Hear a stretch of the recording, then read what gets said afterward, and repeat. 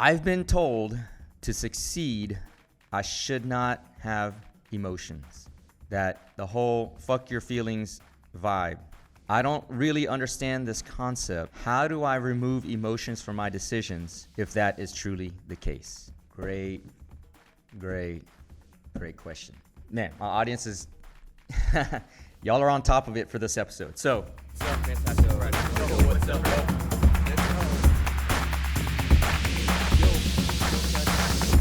Bam.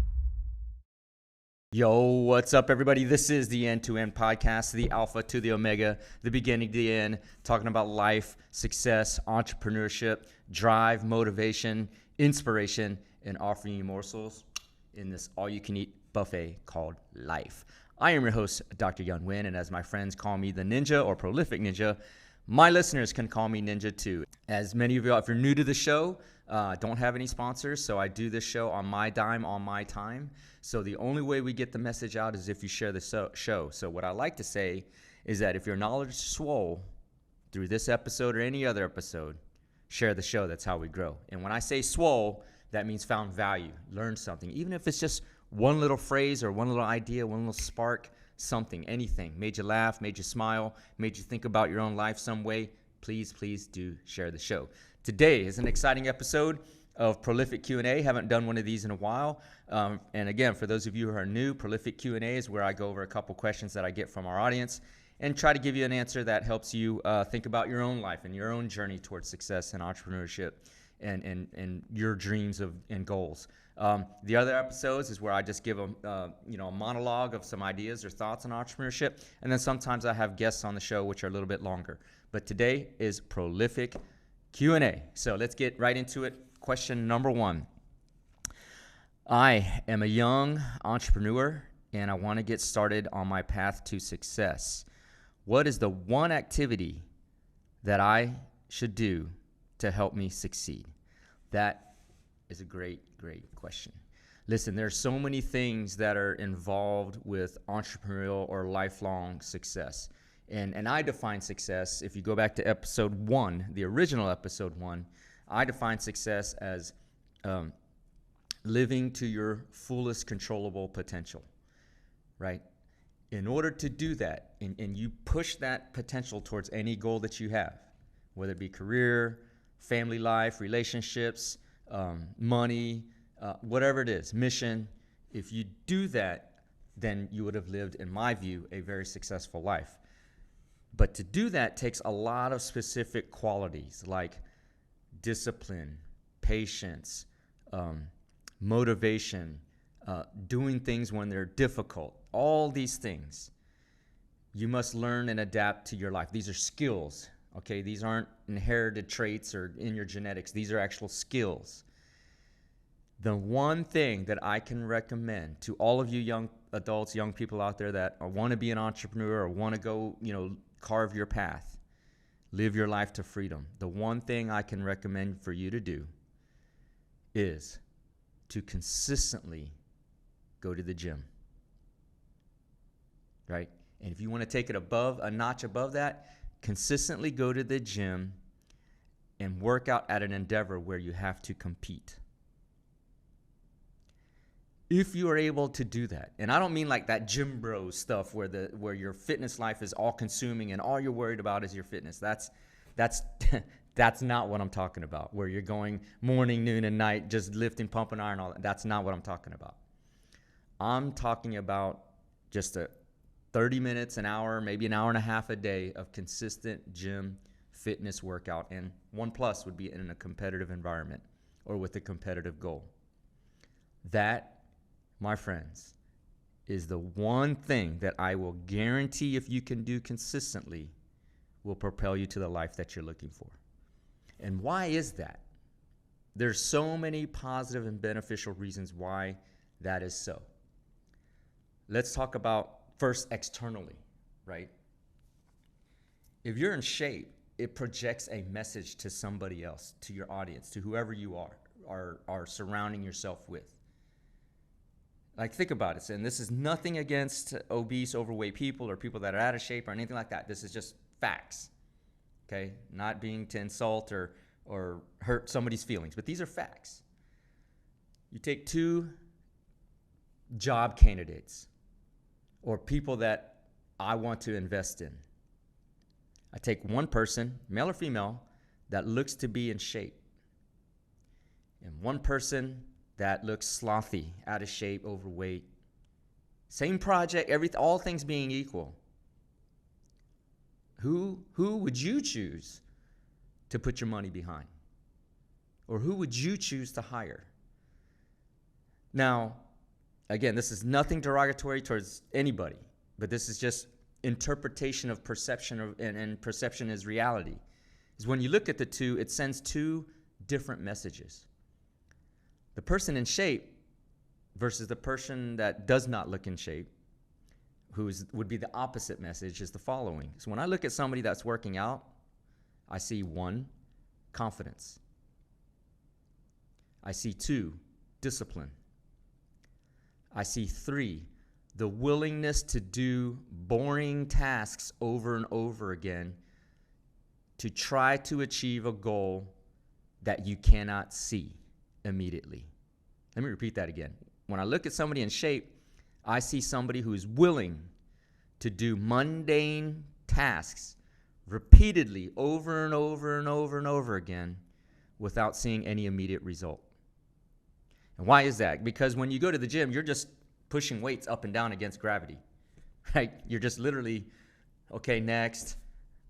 For those on audio only, I'm doing, bench pressing movements, curling movements. You're just doing the same movements day in and day out, lifting weights, right? And the thing is when you lift, you don't see the results immediately. If you're lucky, you'll see them 2, 3, 4 weeks down the road, right? And then it becomes self-reinforcing. Hey, I see results. Let me keep doing this.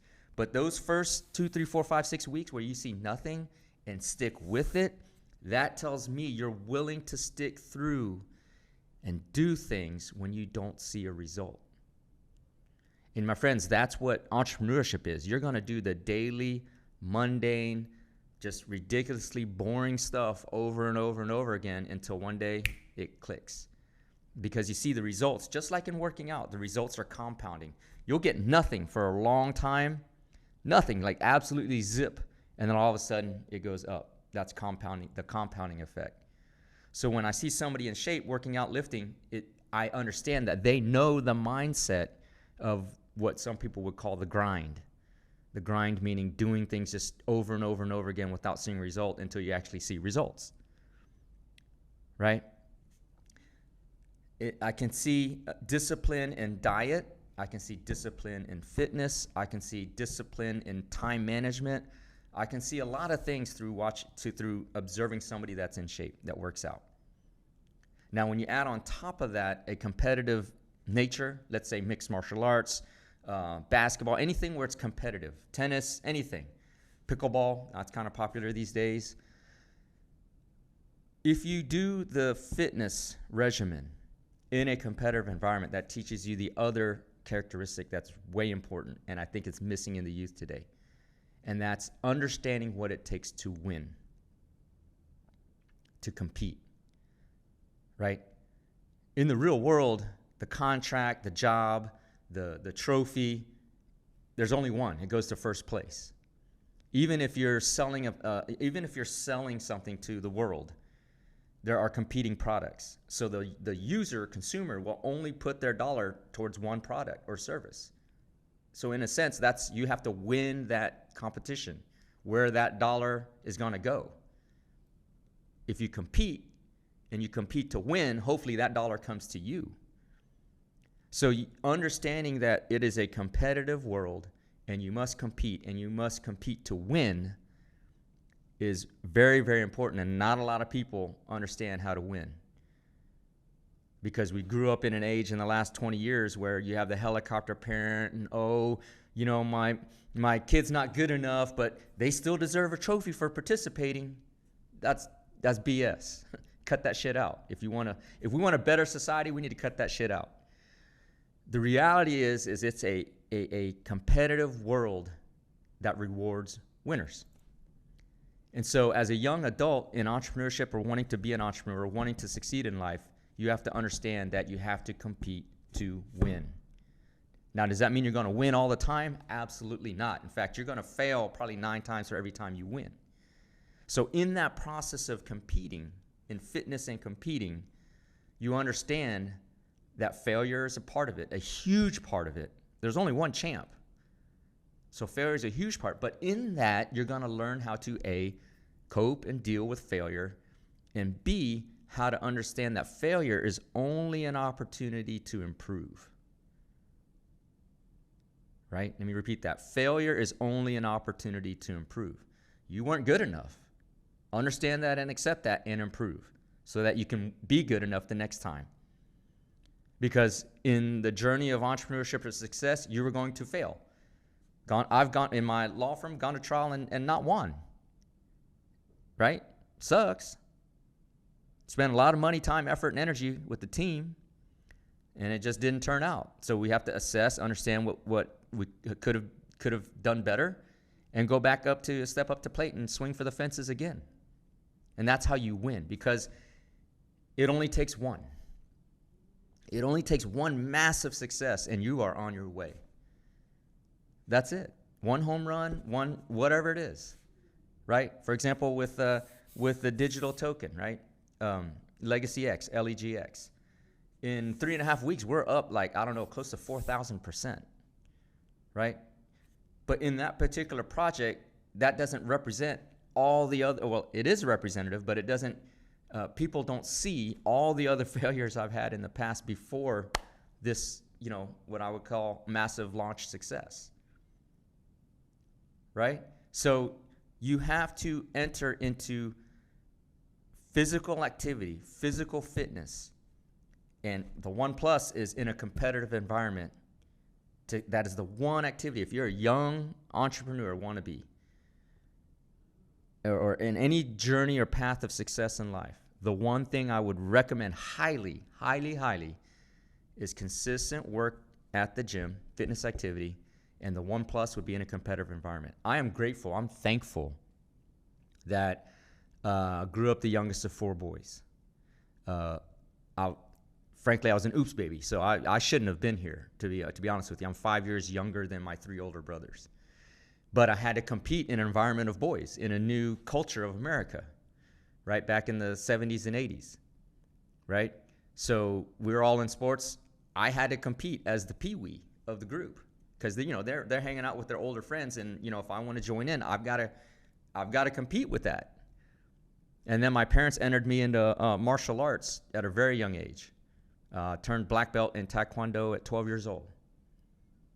Back then, that taught me that, hey, if I don't stand up for myself, if I don't compete and I don't punch back, well, I'm going to get punched in the face.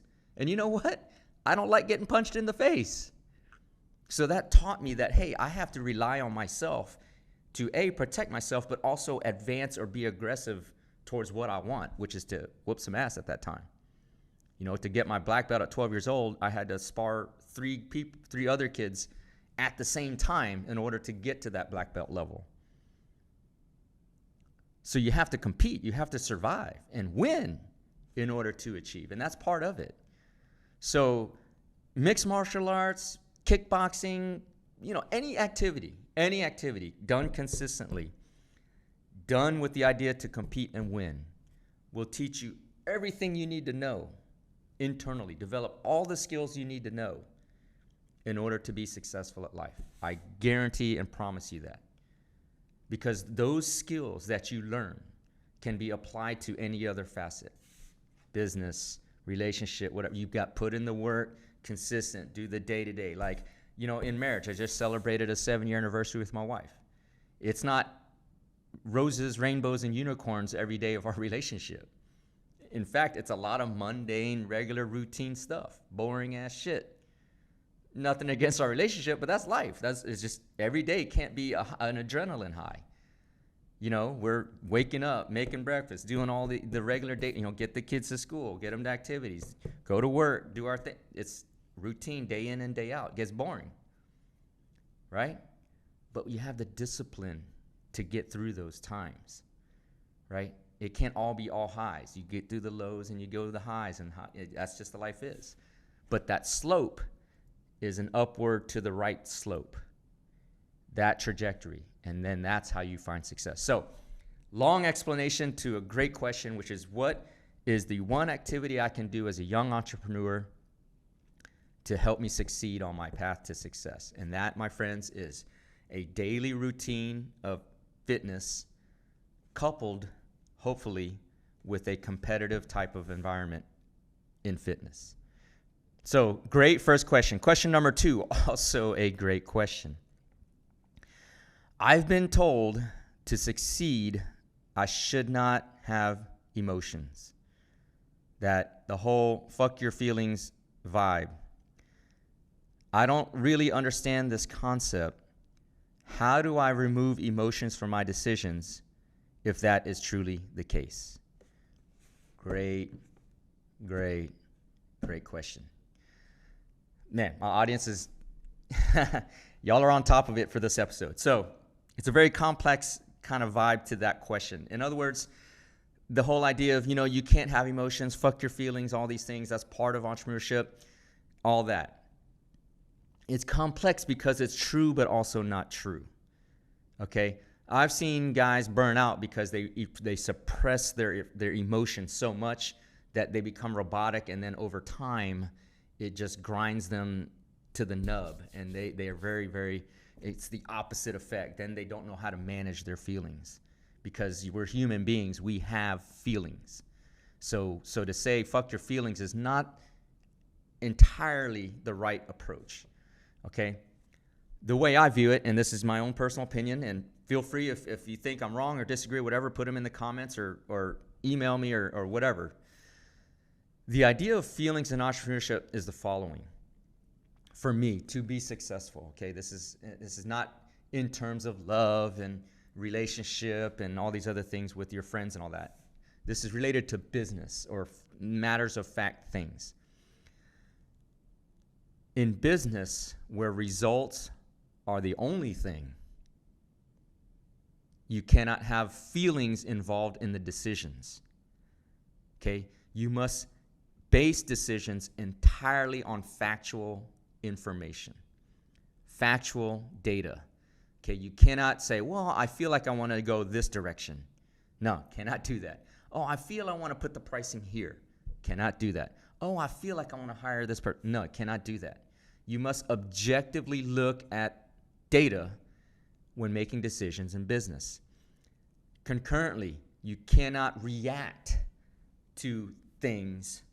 You have to suppress emotional reaction to adverse situations in business.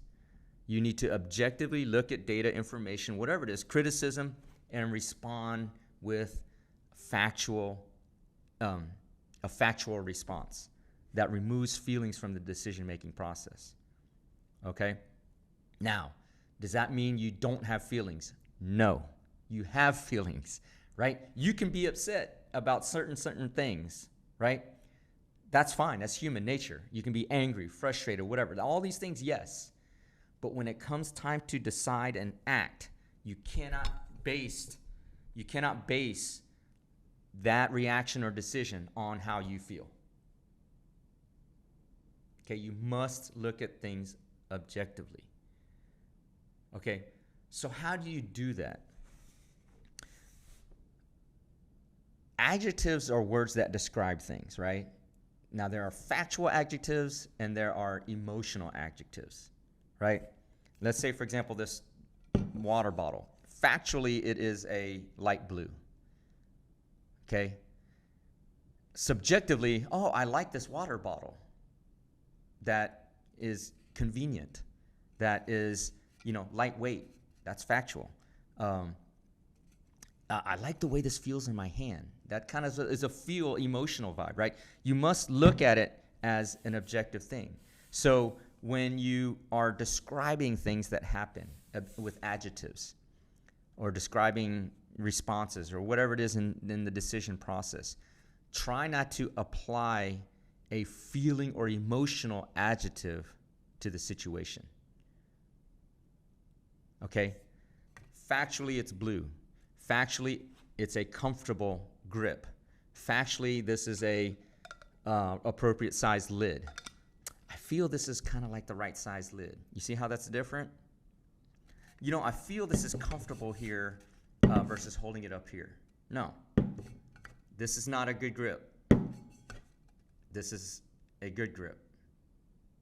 So we're not tying emotional adjectives. We're tying as factually as possible adjectives to certain situations, certain objects, and decisions. And when you do that, when you remove those feeling adjectives from the conversation, you're removing that emotional pull to decide on your emotions rather than facts. Okay? So again, it's not fuck your feelings. It's actually acknowledge your feelings, but try to remove your feelings from the situation. Look at things objectively as possible. Now, certain times you might want to say in business, and I've done this a lot, I'm guilty, is I feel like this is the right way to go. Okay? Now, fuck your feelings is highly correlated to trust your gut, right? Trust your gut, your instincts. I always say go with your instincts. Always go with the gut feeling, right? How do those two reconcile? Well, the gut feeling is a summation of all the objective data that you have, for which then you make a decision on how you feel about the situation, if that makes sense. Okay, so a gut feeling isn't like, hey, that's how I feel, and it's just like a spur of the moment thing. The gut feeling, the instinct, is subconsciously pulling together all the data and experiences that you've had over your entire life, factually, right? A causes B, and B causes C, and C is the result I wanted. A caused B, B caused C, and C is not the result I wanted, so let me put that in the subconscious category of not the way to do things.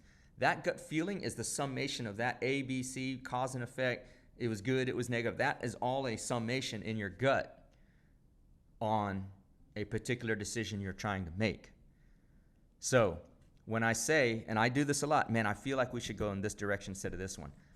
It's not a true sense of feeling as it is a true sense of, okay, let me understand all the situations, all the particular outcomes, all the possible ways things can go, all the game theory. Okay, I do this, they do that, I do this, and then they're going to do that. So I don't, 3 steps down the road, I don't want that. So let me go back.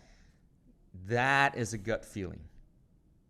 It is not, this makes me feel good, let me go this direction. It is, I'm summarizing all the data that I have subconsciously, my experience, my lifetime, my life, all these things, and trying to base a decision. And the gut feeling typically comes when you're a little bit indecisive on what you want to do. But I will say that is not a situation where you're deciding on emotion. It is a feeling you have based on data that you can pull up in memory or subconsciously, and you're saying, look, man, this doesn't feel right, so let's go in this direction instead. This is after you've acquired as much objective data as you possibly can. Okay? So this topic probably deserves its own podcast on its own to really dig into it. But the idea of fuck your feelings to be successful is wrong. You must acknowledge your feelings to have a fulfilling journey to success. To summarize, the short answer to that question, and is a great question, is it's a complicated one, but yes, it is fuck your feelings when it comes to decision making. You cannot decide based on emotion. Okay? At the same time, you can feel emotion, but don't decide based on it.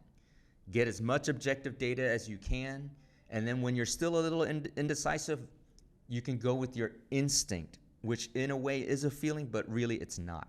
Your instinct is a subconscious summary of all the data, all your life experience, trying to make a difficult decision, right? So don't fuck your feelings, acknowledge them, but don't use them to make decisions. And that's what that expression means when you're talking about success, entrepreneurship, and that journey.